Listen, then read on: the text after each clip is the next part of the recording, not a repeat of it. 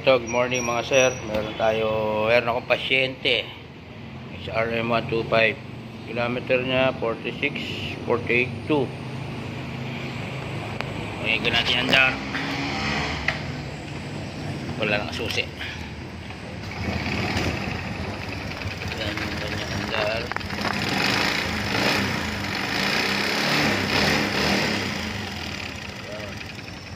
Kabila naman tayo. Tayo sa kabila.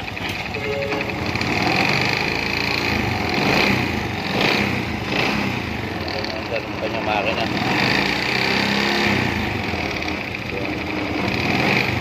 Ingay. Tapos makakain na rin ang langis to.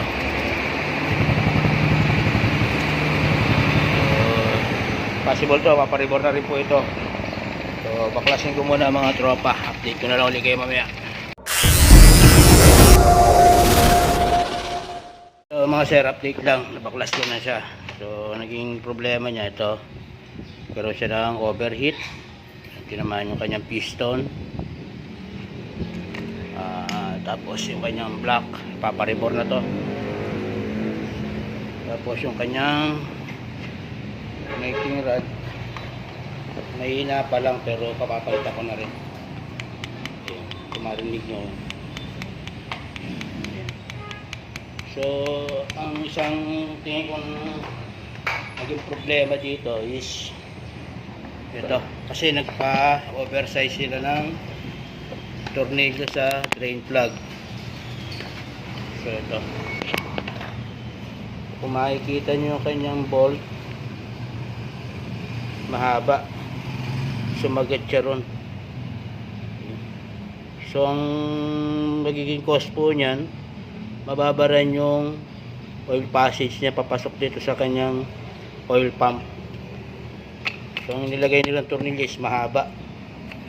Tanggalin ko lang muna mga tropa.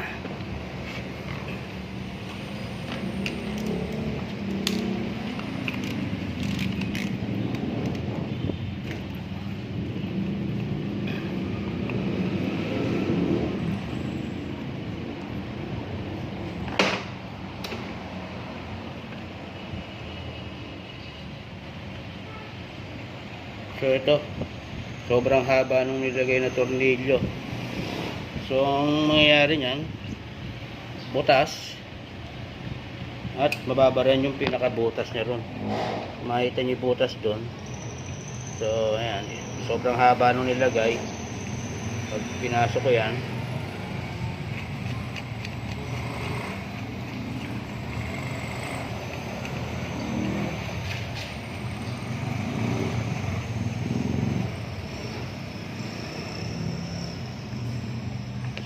ayun, makita nyo mga sir, halos dumikit na siya sa butas. Tapos pagkakapitpit pa ng spring, ng screen nya, bumara siya dun sa butas. So ang nagiging problema, nagkukulang yung langis sa packet sa taas. Tapos yung pagpasok dito sa kanyang connecting rod, at tapos yung pag-spray dito sa kanyang piston. Ayun, kumakita nyo yan. Ini-sprayan niya kasi yan dito. Makapasok dito yung langis niyan para mabasa yung piston. So yun ang nangyari, nabaran yung butas. So pagka nagpapa-oversize kayo, kuhanin nyo lang yung tamang sukat para hindi magka-problema.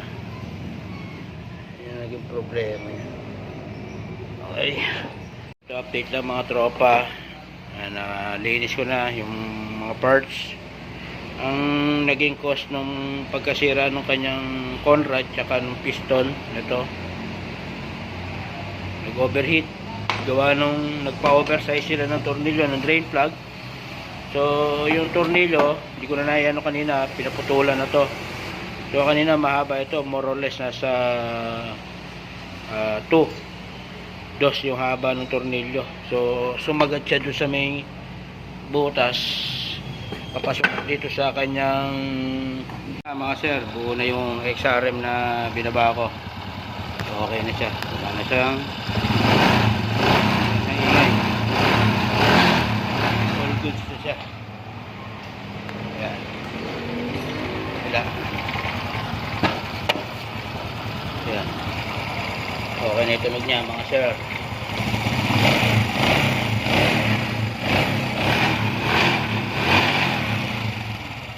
Okay na. So pagka nagpa-oversize po kayo, make sure nyo po nakuha ninyo yung standard size po nya para hindi po kayo magka-problema sa kanyang pagbomba ng langis nya. So yun lang mga tropa.